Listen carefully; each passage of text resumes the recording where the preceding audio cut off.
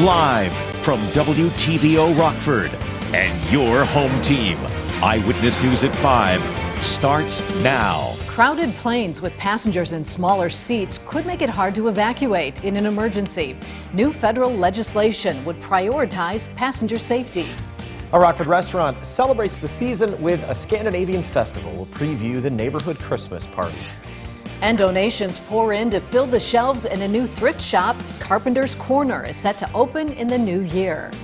Good evening, I'm Mimi Murphy. And I'm Eric Wilson. Police in Janesville try to figure out who shot at a car early this morning. Police got a report of gunshots just after 1 in the area of Jackson and McKinley. But when officers arrived, they didn't find anything. Then around 5:30 this morning, a resident called after finding his car was hit by bullets. There was no damage to any other vehicles or homes. If you know anything about the shooting, call Janesville Police. 90 seconds. That's what the FAA says it takes for passengers and crew to evacuate an airplane safely. But not everyone's convinced. U.S. Senator from Illinois Tammy Duckworth, along with Captain Sully Sullenberger, held a news conference demanding the FAA rewrite the agency's safety standards. Raquel Martin shows us group members call the current benchmarks unrealistic. My fear is that somebody is going to get killed or severely injured. Illinois Democratic Senator Tammy Duckworth says the FAA must update its evacuation standards for planes. Right now, the agency predicts it takes just 90 seconds for all passengers and crew to evacuate. The catch is, wait a minute, there's only 60 people on this aircraft that can carry 150 and some of them 165 passengers, and there's no carry-on baggage. I mean, what world do you live in? It's lazy with serious consequences. Dennis Tager is an American Airlines pilot and represents the Allied Pilots Association. He and Captain Sully Sullenberger, famous for the Miracle on the Hudson, called the FAA's current testing standard outdated. We need to know what it takes to get out of an airplane with a full airplane of people, and right now we just don't. Senator Duckworth says she's pushing the FAA to include more realistic standards in next year's FAA Reauthorization Act. In a statement, the FAA contends their current guidelines are ethical, but is, quote, reviewing the thousands of comments it's received on whether current seat size and spacing affect passenger evacuation. The airline's lobbying group says it is committed to working collaboratively to ensure aviation remains safe. Well, that comment sounds comforting. It's rubbish. Tager says he expects a fight ahead, but Duckworth says she expects her proposal to gain bipartisan support in next year's Congress.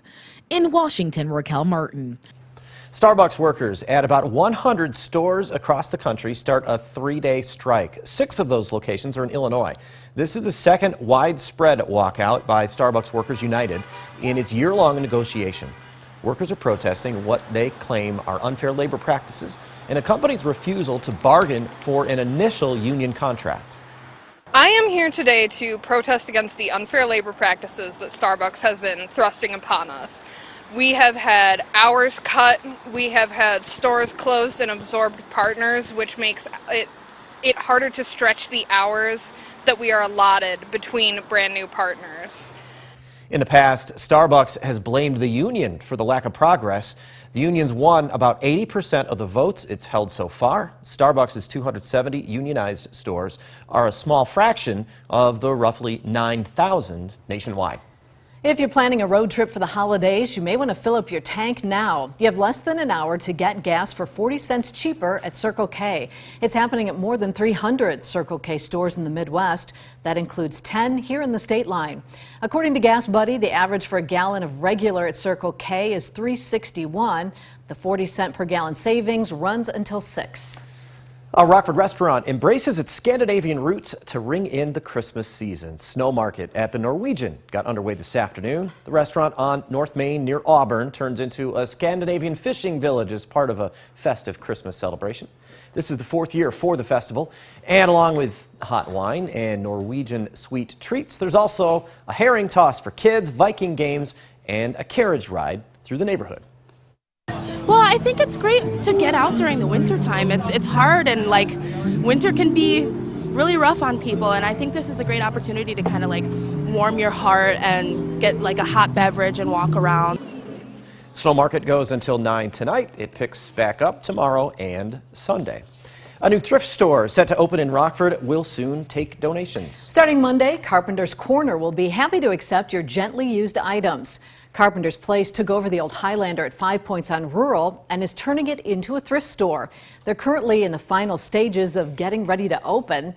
That includes flooring work and getting inventory. They're looking for clothing, household goods, and furniture. The executive director for Carpenter's Place says the store's opening has been a long time coming. Really, it was stripping this building down to a shell and then rebuilding it from there. It's been done partly with volunteers. A lot of the sort of grunt work, tearing out refrigeration and all those things was the work of volunteers. And then professionals have come in to do these, the big jobs of this sort. So it's been 2 years now in the making, but we're so glad to be in the home stretch here. Donations can be dropped off Monday, Wednesday, and Friday at the store. It's expected to fully open next year. Tomorrow's the last day to nominate a remarkable woman in your life. We're looking for local women who make a tremendous difference through community contribution, self-achievement, and impact on family. You can nominate a remarkable woman on mystateline.com or use your cell phone to scan the flow code on your screen.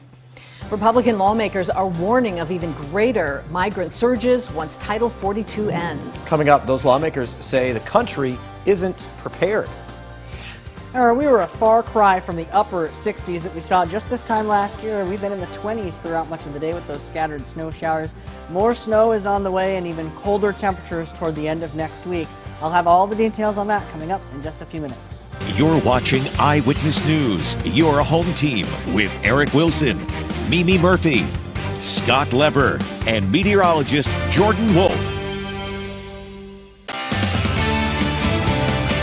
While most people continue to have confidence in the benefits of childhood vaccines, a new study finds opposition to school vaccine mandates has grown significantly. About 1/3 of parents polled by the Kaiser Foundation now feel they should be the ones to decide whether to get their children immunized against measles, mumps, and other childhood diseases. That's even if it creates health risks for others. The nonpartisan healthcare research organization noticed a shift in attitude when COVID mandates were implemented at the height of the pandemic. Title 42, a rule enacted by the Trump administration, allows border officials to turn away asylum seekers due to the pandemic. That rule is set to expire December 21st. Washington correspondent Alexandra Limon reports on the concerns over the end of Title 42 and how the government is preparing. Republicans say the situation at the border is out of control. We have well over 2 million people a year that are illegally crossing the border now. And in the last 2 months, since the nearing of Title 42 is coming, that number is rapidly increasing. Oklahoma Senator James Lankford blames how the administration handles border arrivals. Parole gets them across the border quickly, hands them a document, and gives them a work permit that day. Look, we also need Congress to act. White House officials are frustrated by the inaction from lawmakers and say President Biden delivered a comprehensive immigration reform proposal on day one. It is important that they deliver the resources we requested for the border security and management. The White House says the problems at the border are caused by issues throughout the entire immigration system, and that's why an overhaul is needed. But in the meantime, the administration says it is preparing for the challenges expected when Title 42 ends. We have 23,000 border security agents at the border, and that is the most amount that we've ever had. DHS says it has a 6-point plan, which includes not only expedited processing of people arriving at the border, but also expedited removal of those who are turned away. We're going to do this in a safe and humane way. The White House expects to have additional announcements before Title 42 ends next week. In Washington, Alexandra Limon. It was a cold and snowy way to end the work week here in the State Line. When we come back, Jordan shows us the cold doesn't go anywhere this weekend, but we do finally see the sun after more than a week of clouds. Now, your first warned weather forecast from meteorologist Jordan Wolf.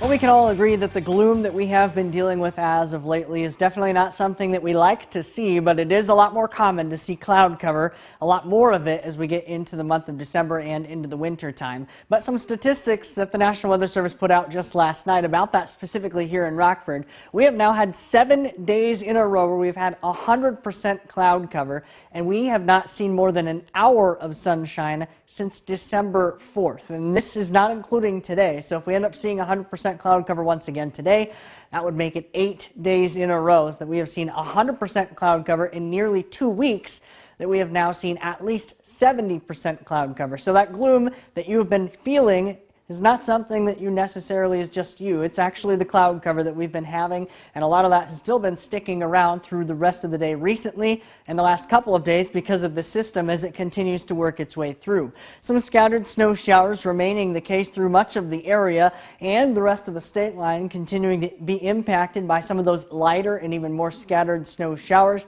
as they continue to drop some visibility in some spots across the area as well. We haven't really picked up a lot of the snow, but we are seeing some of it start to accumulate on some of the roadways, so that could bring to some slick spots later this evening and into the overnight hours tonight, as well as the dropping visibility, so make sure you're using a little bit extra time to get where you need to go. Our SkyTrack camera up in Beloit, Wisconsin is brought to us by Brighton Motors. The visibility, as I mentioned, falling in some spots, especially with some of the snow a little bit further up to the north, with some of those visibilities down below 5 miles in some spots, and the rest of our areas still seeing those drops in visibility as well. Temperatures remaining in the 20s right now, 25 degrees in Rockford, 26 in Rochelle, 23 in Monroe.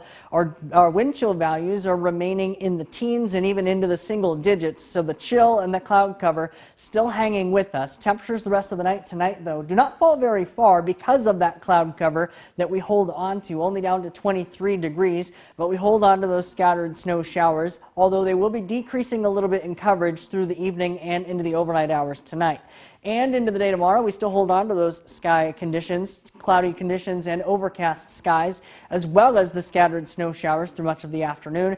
Winds, though, will be coming out of the west-northwest, gusting close to 25 miles an hour. So here we go, Futurecast, those scattered and isolated showers decreasing in coverage a little bit through the overnight tonight. But notice this cloud cover does not even remotely change until we get into late Saturday into the early part of the day on Sunday, before we finally see some of that cloud cover beginning to lift just a little bit.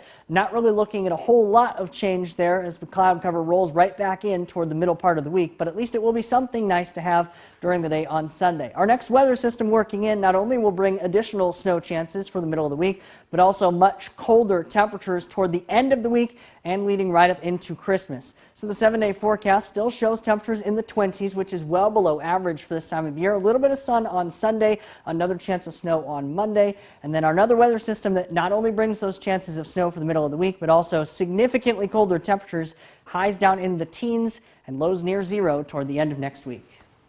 Jordan, thanks. Scott's in next with sports. He says the Nick 10 boys basketball leaders will be challenged tonight by another conference contender. And Justin Fields says he's looking forward to sharing Soldier Field with Jalen Hurts Sunday. Now sports with sports director Scott Leber. We are going to get one more blast of Nick 10 boys basketball tonight between the teams, before the teams take a break from conference play for the holidays. There will be a very big game unfolding in Boylan. The Titans will host Guilford. The Titans have grabbed the early lead in the conference race with a 5-0 record. Guilford is 4-1. The Vikings' only loss came this past Wednesday night when they lost to East, so this is a very important game for the Vikings. They don't want to drop 2 games back to the Titans. The highlights tonight coming up at 10 o'clock. Also tonight in the Nick 10, Harlan will play at Auburn. Those 2 teams are off to 4-1 starts in conference play. Jefferson will play at Belvedere, and Freeport will play at East. Belvedere North and Hononegah have tonight off from conference play. There's a great matchup set for the BMO tonight. The Ice Hogs will host the Toronto Marlies. The Marlies lead the AHL's Northern Division.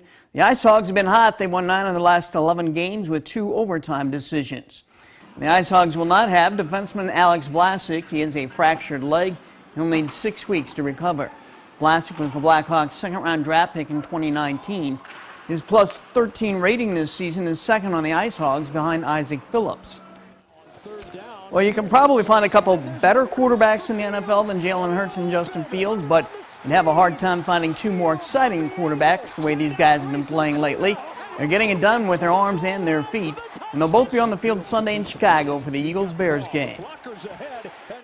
I think me and him are similar into just our humility and kind of that, and he's a great leader, great person on and off the field. So just that, and just how hard he works, and just the stuff he had to go through year 1 and 2, where some people didn't believe in him. He just stayed down, believed in himself, and really that's all you have to do.